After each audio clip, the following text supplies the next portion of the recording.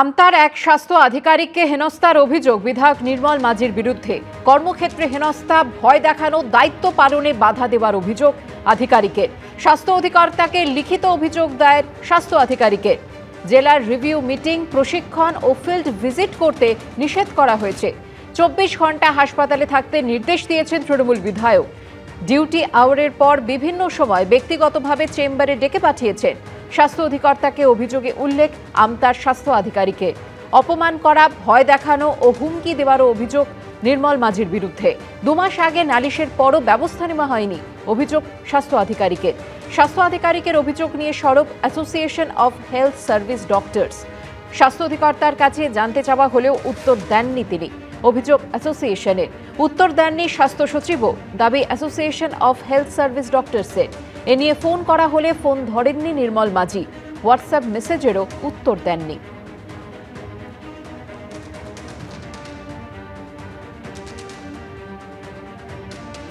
আমার যে সমস্ত সমস্যাগুলো হচ্ছিল সেটা আমি আমার ঊর্ধ্বতন কর্তৃপক্ষকে সমস্ত বিষয়টা জানিয়েছি। আমাদের ডিএইচএস স্যার, সিএমওএস স্যার এবং ডিএম ম্যাডামকে এগুলো আমি লিখিত আকারে সমস্তটা জানিয়েছি। এর থেকে বেশি এই মুহূর্তে আমি আর কিছু বলবো না। এখানকার বিধায়ক সাহেবের থেকে সমস্যা হচ্ছিল, বেশ কিছু সমস্যা, সেগুলো আমি সব কিছুই দিয়েছি। আমি চাইছি হসপিটালের সবার নিরাপত্তায়, আমার হসপিটালে আমি এবং আমার যারা স্টাফেরা আছেন সবাই যাতে এখানে নিরাপত্তা পায়। নিউটাউনে স্বর্ণ ব্যবসায়ী অপহরণ খুনে আগাম জামিনের আবেদন করলেন জলপাইগুড়ির রাজগঞ্জের বিডিও। বারাসাত আদালতে আগাম জামিনের আবেদনের শুনানি হবে আগামী 26শে নভেম্বর। স্বর্ণ ব্যবসায়ীর অপহরণ এবং খুনের অভিযোগে নাম জড়িয়েছে জলপাইগুড়ির রাজগঞ্জের বিডিও প্রশান্ত বর্মনের। ইতিমধ্যে গ্রেফতার হয়েছেন তার একাধিক ঘনিষ্ঠ। এই প্রেক্ষাপটে এবার আগাম জামিনের আবেদন করলেন অভিযুক্ত বিডিও। তার আবেদনের শুনানি হতে পারে 26 তারিখ। ওনার একটার পর একটা কনাইভেন্স চলে আসছে এই ঘটনাকে কেন্দ্র করে। সেটার থেকে উনি অ্যাপ্রিহেনশন করছেন, যখন তখন অ্যারেস্ট হবেন এবং যে আরও বাদবাকি যে আসামিদের যারা ধরা পড়েছে তাদের কাছে সঠিক তথ্য পাওয়া এবং সিসি ক্যামেরা এবং বিভিন্ন রকম সিসি ক্যামেরার সার্ভিলেন্স থেকে, ফুটেজ থেকে বিভিন্ন রকম তথ্য যেটা ইনভেস্টিগেশন এজেন্সি পেয়েছেন। তো সুতরাং তার ভিত্তিতে উনি নিশ্চয়ই ভীত সন্ত্রস্ত, কেন কিছুটা ইনভলভমেন্ট প্রাইমা ফেসি, আমরা তো বলতে পারি না যে যত এটা বিচার্য বিষয়, প্রাইমা ফেসি কোনো কিছু উনি অ্যাপ্রিহেনশন করে এই অ্যান্টিসিপেটরি বেলের প্লেয়ার। নিহত ব্যবসায়ী স্বপন কামিলার পরিবারের অভিযোগ, 28শে অক্টোবর দত্তাবাদের দোকান থেকে তাকে তুলে নিয়ে যাওয়া হয়। অভিযোগ, নিউটাউনের একটি ফ্ল্যাটে স্বর্ণ ব্যবসায়ীকে বেল্ট, লাঠি দিয়ে বেধড়ক মারধর করা হয়। মারের চোটে ব্যবসায়ী সংজ্ঞাহীন হয়ে পড়েন এবং মারা যান। অভিযোগ, এরপর নীলবাতি লাগানো একটি গাড়িতে দেহ ফেলা হয় যাত্রাগাছিতে খালের ধারে। 30শে অক্টোবর দত্তাবাদে উদ্ধার হয় দেহ। আমার স্বামী তো আর ফিরে পারবো না। আমার স্বামীকে তো প্রশান্ত বর্মন মেরে ফেলেছে। বিডিওই অ্যারেস্ট হন, সেই প্রশান্ত বর্মনই অ্যারেস্ট হন। প্রশান্ত বর্মনকে শাস্তি দেন, কঠোর। অভিযুক্ত বিডিও প্রশান্ত বর্মন অবশ্য তার বিরুদ্ধে ওঠা অভিযোগ অস্বীকার করেছেন। আমি আগেও বলেছি এটা ষড়যন্ত্র চলছে, চক্রান্ত চলছে। তার সাথে সাথে একটা কথা বলি, এই প্রশান্ত বর্মন পাবলিক সার্ভিস কমিশনের ইতিহাসে আমি প্রথম রাজবংশী ক্যান্ডিডেট যেখানে সর্বপ্রথম হয়েছিলাম। সেই প্রথম হওয়ার পর থেকেই ষড়যন্ত্রকারীরা আমার পিছনে লেগেছিল। তারা কোনো দিক দিয়ে আমাকে পরাস্ত করতে পারেনি, কখনোই পারবে না কালিমালিপ্ত করার, কারণ আমি সৎ। আমি এটা নিজেকে গভীরভাবে গর্বের সহিত বলতে পারি। এই খুনের ঘটনা ইতিমধ্যে বিডিও প্রশান্ত বর্মনের কলকাতার গাড়ির চালক রাজু ঢালি, বিডিওর ঘনিষ্ঠ উত্তরবঙ্গের ঠিকাদার তুফান থাপা, কোচবিহার 2-এর তৃণমূল ব্লক সভাপতি সজল সরকার এবং বিবেকানন্দ সরকার ওরফে সোনাই নামে এক যুবককে গ্রেফতার করেছে পুলিশ। ধৃতদের নিয়ে ইতিমধ্যেই ঘটনার পুনর্নির্মাণ করেছে বিধাননগর কমিশনারেট। দত্তাবাদে স্বর্ণ ব্যবসায়ী খুনের ঘটনায় এবার গোটা ঘটনার রিকনস্ট্রাকশন করলো বিধাননগর কমিশনারেট। 3 জন অভিযুক্তকে নিয়ে পুরো ঘটনার পুনর্নির্মাণ পুলিশের তরফ থেকে করা হয়েছে, এমনটাই বিধাননগর পুলিশ কমিশনারেট সূত্রে খবর। ধৃত রাজু ঢালি ও তুফান থাপাকে 14 দিনের জন্য জেল হেফাজতে পাঠিয়েছে আদালত। অন্যদিকে বিবেকানন্দকে পুলিশ হেফাজতে রাখার নির্দেশ দিয়েছেন বিচারক। ময়ূর ঠাকুর চক্রবর্তী ও সমীরণ পালের রিপোর্ট, এবিপি আনন্দ।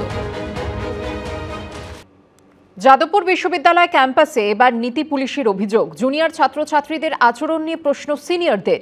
বচসার জেরে উত্তেজনা ছড়ালো যাদবপুর বিশ্ববিদ্যালয় ক্যাম্পাসে। প্রাথমিক অভিযোগের ভিত্তিতে 4 ইঞ্জিনিয়ারিং পড়ুয়াকে ক্যাম্পাসে ঢুকতে নিষেধ করেছে কর্তৃপক্ষ। তদন্তের জন্য গঠন করা হয়েছে কমিটি।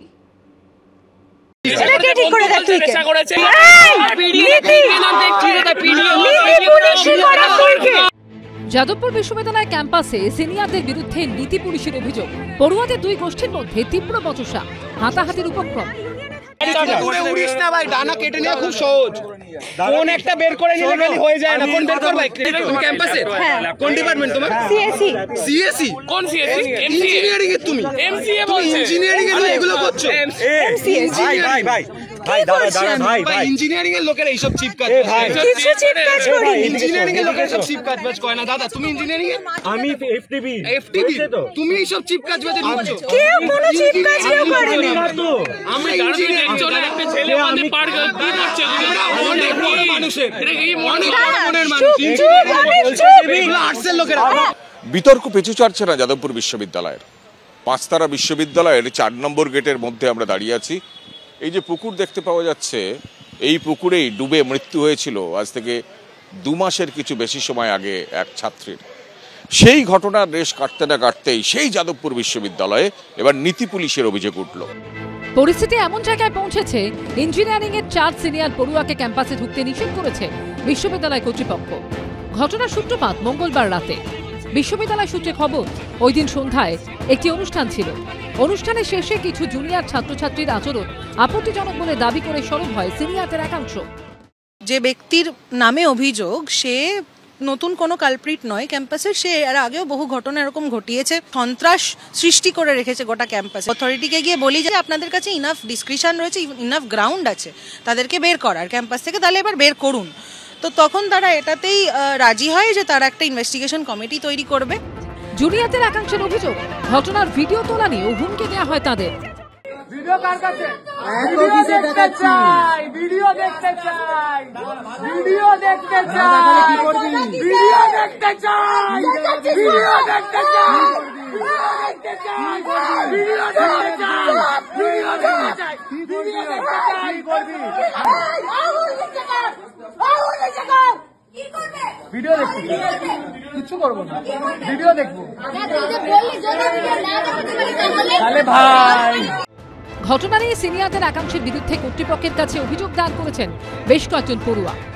বেসিক্যালি আমি যেটা পেয়েছি সেটা হচ্ছে মোরাল পুলিশিং, যেটাকে আর কি মানে নীতি পুলিশ যেটাকে বলা হয় বাংলায়। নিজেদের মধ্যে বাকবিতণ্ডা, সেখান থেকে হয়তো মারপিটের মতো পরিস্থিতি হয়েছে। ঘটনাটা দুর্ভাগ্যজনক, হওয়া উচিত নয়। ঘটনাটা একদমই বাঞ্ছনীয় নয়। প্রাথমিকভাবে তাদেরকে ক্যাম্পাসে ঢুকতে বারণ করা হয়েছে 4 জন। রাজ্য বিশ্ববিদ্যালয়গুলির মধ্যে দেশের শ্রেষ্ঠ বিশ্ববিদ্যালয় হিসেবে বিবেচিত হয়েছে একাধিকবার। 5 তারা এই বিশ্ববিদ্যালয় শিক্ষার অন্যতম উৎকর্ষ কেন্দ্র। কিন্তু বিতর্ক যেন কিছুতেই পিছু ছাড়ছে না যাদবপুরের। কৃষ্ণেন্দু অধিকারী রিপোর্ট, এবিপি আনন্দ, কলকাতা। এবিপি আনন্দ, এগিয়ে থাকে, এগিয়ে রাখে।